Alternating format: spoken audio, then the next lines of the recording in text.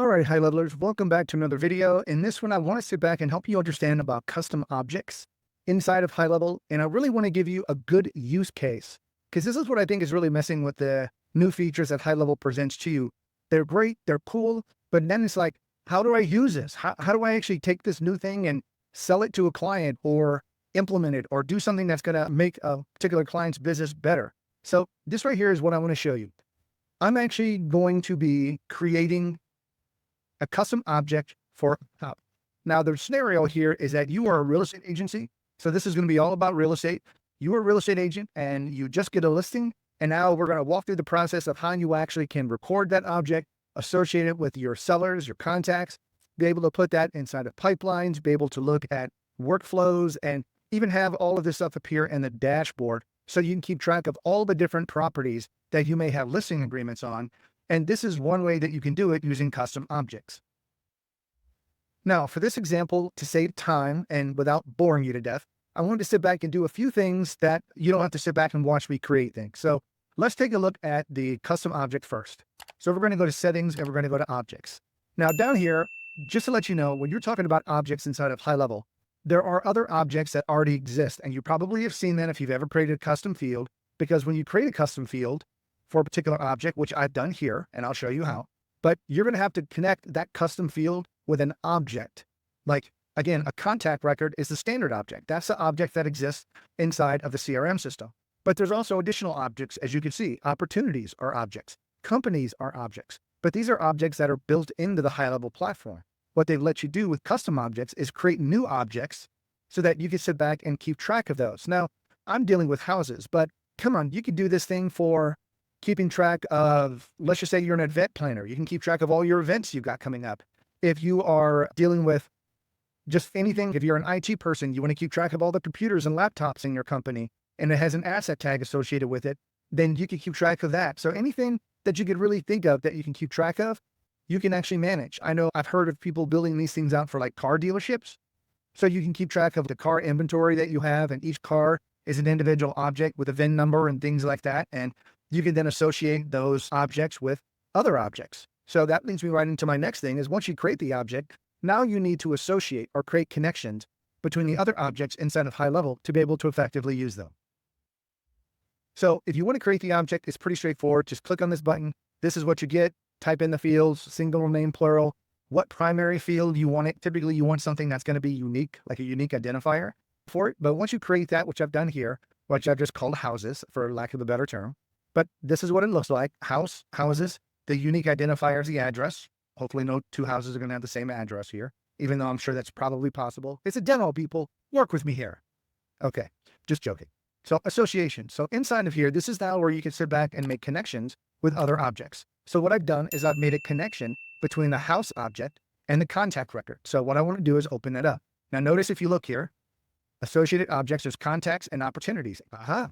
Yes, we do want to make connection with opportunities because we want to make sure that we can associate a particular object and be able to keep those objects and look at them inside of the pipeline so that we can keep track of them. So anyway, I'm going to show you how that works in just a minute, but we're going to open up the contacts.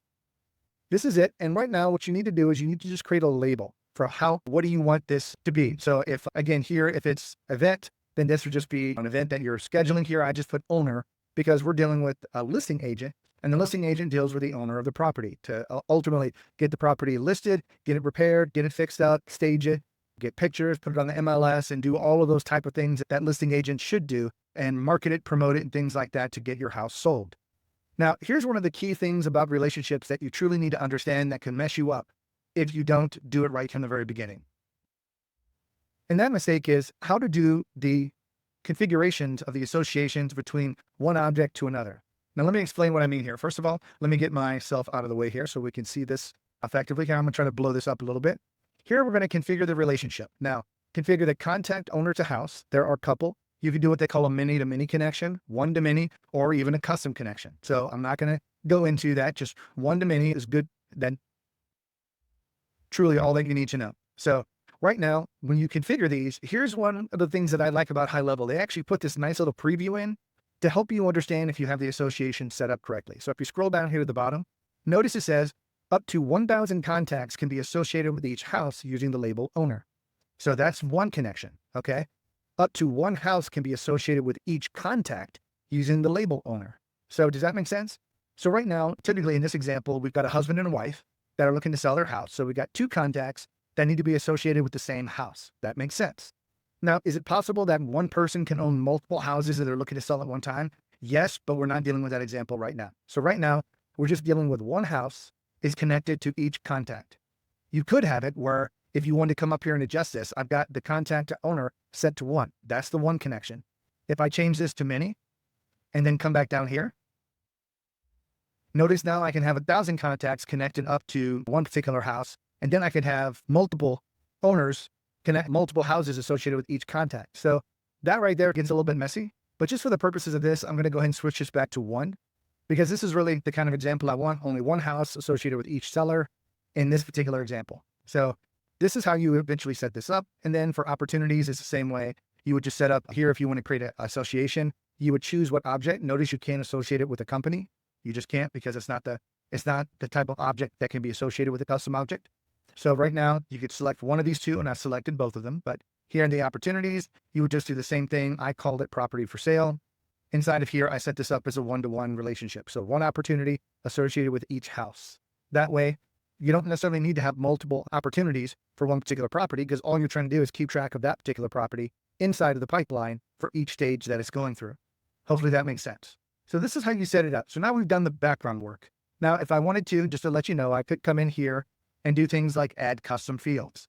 Now, if you're not familiar with custom fields, it's just a way to extend the object to allow it to hold more information that you may particularly need. Now I'm going to go here just to show you inside of here. I'm going to look at folders, and over here to the right, I'm going to click on this drop down and choose my house as the object. And I have one folder. It gets automatically created here inside of the custom fields. Anytime you create an object, it just creates this. So you could change the name of it if you want. But I've created a couple of different fields. So one of them is just going to be address, loan approval date, title company, loan officer. And we're not going to use these here in this example. But what I want to do is show you that you can include all of these things inside of the object so that now you can step back and use workflows to trigger off custom object fields and things like that. So you can do cool stuff like that, but you need to be able to hold it and keep track of things. So that right there is just a way that you could do it using custom fields. So right now, if you look here, we notice we have houses over here now. Anytime you create a custom object, it'll create a menu item over here for you. Now inside of here, I've actually created a couple of houses. Okay. So just 1, 2, 3 Main Street, 4, 5, 6 Second Street. You get the point. Okay. Now inside of here, I've got a couple of people. I've got Barb and Bill Smith. They are the sellers. So I've already got them configured in here. And what I want to do is in the house, this is where, let's just say you create the custom object, you create all the custom fields, and now your client is ready to begin loading the data, if you will, or populating all of these custom objects. So hopefully the records in the CRM already exist. If not, they'll have to be created because these are the clients that the agent is going to be using in this example. And then what happens when you create the object? Once you create it, first of all, let me just show you. If you do add a house, it's just going to ask for the simple address. That's the primary key indicator field. But once you add that, then it will open up and give you an additional option, this screen right here, where you get all the additional information that we saw in the custom fields. Here's the address, loan approval date, title company, loan officer, things like that. And again, notice I've chosen a date field for the loan date, things like that. So you can make the fields associated with the same data type that you're going to need inside of your custom field. So here, if you take a look over to the right, this little icon right here in the center says associations. Click on it. Now I've already associated Bill Smith and Barbara Smith, but notice that now I can have multiple contacts to one house. Notice that's how we set the association. Okay. But I cannot associate more than one house to Bill or Barb Smith because that's just not the way we set it up. We only set up one house to one contact, but we set up multiple contacts to one house. Hopefully I didn't confuse you on there, but that right there is primarily the biggest thing I see that really messes people up about custom objects is how to set this up and then associate it. So anyway, notice we also have an association down here with the opportunities. I haven't really gotten there yet. I'm going to get there in just a minute, but here at least is, and again, I have this other property. It's not associated with anybody right now. So just to let you know, that's no associations. But if I wanted to, I could just simply click add, select this, and let's just say I'm going to use myself. I'm going to be the owner of this particular property. I can associate myself here. So hopefully that makes sense. Now, once you do, this is how your clients can begin using these houses inside of HighLevel. And once you actually get these configured, Now, one of the things that's pretty cool is I've got an opportunity pipeline built, and the pipeline is just property for sale pipeline. It's just what I called it. And I'm just going to edit this real quick so we could take a look here. And if we take a look, I've just got what I said earlier. Typically, when you are a listing agent, there's a few steps that you need. I may be missing them, but I just try to get some of the bigger ones. But you're going to meet with the person and get the property listed, meaning you have to have a listing agreement to sell the property. Once you do that, then you can actually create the opportunity. Now the opportunity actually exists because now you have a listing agreement, and now there are several other things that need to get done to that property in order to get it sold. You just can't list it and then boom, just throw it up on the market, because there's a series of things that need to happen. Number one, a realtor is going to go through and probably look and make some corrections as far as, hey, let's get this fixed, let's get this room painted, let's change the flooring in here or put new carpet here or something. They're going to make some repairs to the property to make it ready and to get it up to the level at which they're going to try to sell your property at. Now, once you get the repairs done, now ultimately, let's just assume that the people have already moved out and moved somewhere else. So now you're going to need to get the property staged.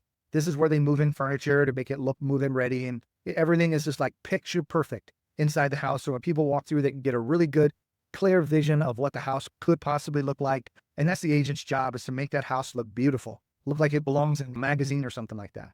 So once it gets staged, then you need to go in and get property pictures, video, things like that you're going to use for your marketing. You're going to wait until after it's staged and send people through to get pictures of a house the way it looks then. Once that's listed, then you're going to put the property listed on the MLS. Okay. Now, here's the thing. Whenever the property gets listed on the MLS, then this is where this isn't the end of the pipeline. This is just the first part of the pipeline. You would most likely have another pipeline, for example, that would take this property to, okay, now that we're sold, now property is on the market. Okay. Once it's on the market, do we have an offer on it? Is the offer good? And you might want to keep track of the actual sale of it. Did we get multiple offers on this? And all of that information can be contained inside of a pipeline just through the use of creating CRM contacts and then your associations. So this is just one example though, by the way. So right now, this is the pipeline that I have, and then I'm going to come back here to the opportunities. So now that we've got this, I'm going to click on add opportunity. So here I'm going to select, right now you can only have one name tied, one contact record tied to an opportunity. So I'm going to contact Bill Smith. Now keep in mind, Bill Smith is already associated with the house object. We've already did that. Okay. But now we want to create the opportunity for Bill and be able to keep track of that property inside of this pipeline so that the team, when they look at the pipeline, can sit back and keep track of all of this information, where the house is at, why hasn't the house moved from this stage to that stage.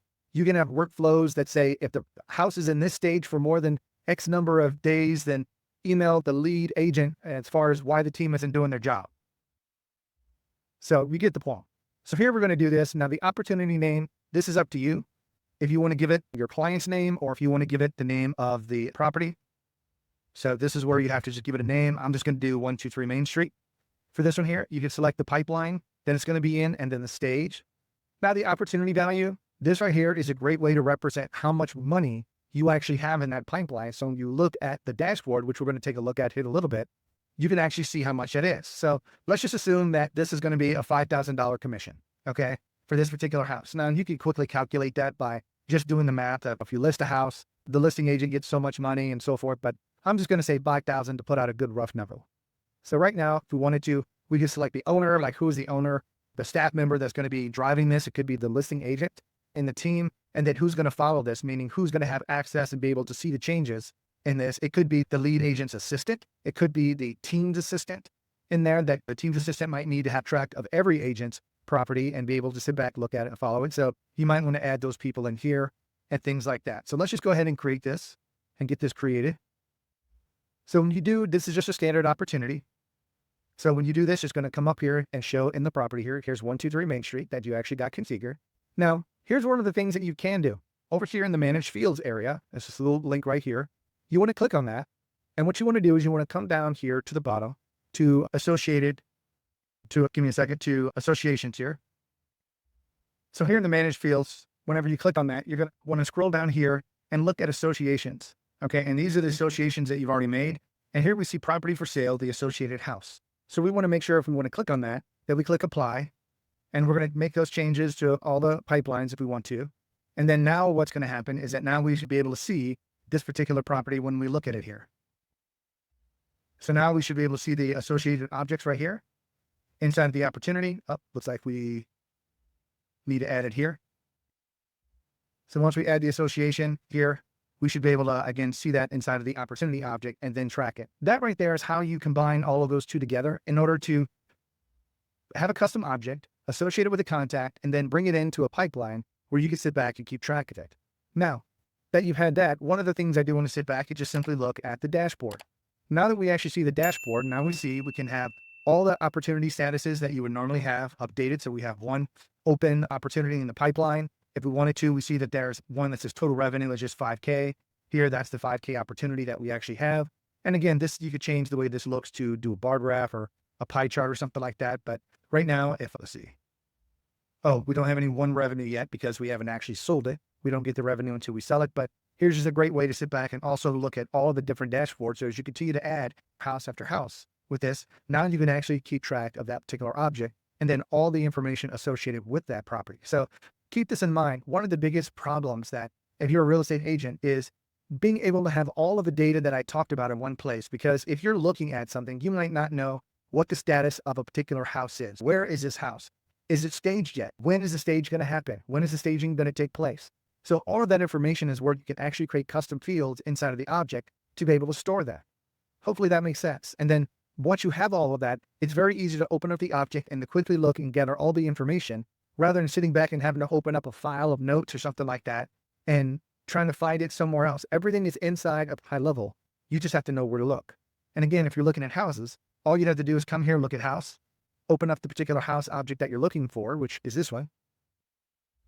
Come down here, you would have, instead of like loan approval date right here, you would simply have something like staging date, the date that's going to be staged so that you can quickly look, oh, it's going to be staged next Thursday or something like that. And then you could even have staging company because you might use more than one staging company. So you might actually have the staging company's name, staging company's phone number, things like that inside of here as well, just so that any listing agent or assistant can gather all the information, look at the data, call people, and know which particular staging company you hired to do that particular job. You see what I mean? This is where it really becomes very handy to have all of this data in one place. And as long as you know the type of information that the real estate agent and the team wants to be able to keep track of, all you have to do is add that in a custom field for the object, and everything that they ever wanted is right here. And again, based upon the pipeline, whenever you move from one to the other, then you can sit back and let's just say if we were to come to here and this goes from, okay, property listing, now we're into property repairs. So you could take it and drop that particular contact record over into property repairs. Oh, hey, it's actually staged. So now we're actually getting it staged. And as soon as that move, guess what you can do? You can have a workflow that says when an object moves from property repairs or gets put into the property stage area, then do this. And you can have all of your logic and everything else that happens with pipelines. And that's one of the benefits of putting things into pipelines is to have that logic and automation, even if it's to contact and email people and to have workflows fire that can provide the automation piece behind the scenes for the team. So they don't have to sit back and keep track of every day, like, okay, what property do we have? What do we need to do today? And things like that. So it's just a good way to be able to handle that. And last but not least, if we come down here to automations, there are a little bit of things that you could do with custom objects. So if you do come down here and you want to create a workflow, one of the things I do want to show you though over here is when you do create the workflow, you'll need to make sure that you notice that you can't do a regular workflow. When you create a custom object, that object then has its own workflow builder option. Notice down here, we have house-based workflow. Okay. So the houses-based workflow. So this is what you would need to do if you want to create a workflow based upon a custom object. You can't do the start from scratch here. If you do, the triggers that we're going to look at won't be there. That's why this is important. So I'm going to go ahead and just scroll back out a second here. And I'm going to create a home-based workflow. Now that we have the home-based workflow, if we create a new trigger, notice that we've got a couple of things here that we can do. House created and house changed. Okay. So these are the things that you can actually do whenever a house gets created. It could send a notification to the team. Hey, we just got a new property. I don't know what the logic behind every time a house gets created, what you want to do, or what happens if somebody goes in and changes something of a particular property. So if you want to do changed, notice if you come down here, you can add filters. And some of the things that you can deal with are the custom fields, for example, that we already built into it. Any of those fields, you can simply just say, okay, anytime, the title company has changed, period. Just say, if somebody goes in and changes the title company to a different one, what do we want to have happen? Do you see what I mean? So this is just a great way that you can do this, or if you want to add in a value, whatever it is, but these are the workflows that you can actually configure for the custom objects. depending on when things are created or actually when they get changed or modified, one of the fields, something like that. So again, I hope you can at least grasp now one of the things that you can do with custom objects inside of HighLevel. And again, this is just an example for real estate and how people can keep track of houses. If you wanted to, this could very easily be a car dealership. You could actually have a car dealership, assuming if you got one that's big and they potentially have hundreds of cars in there, this could be a little bit more daunting to put all that information in.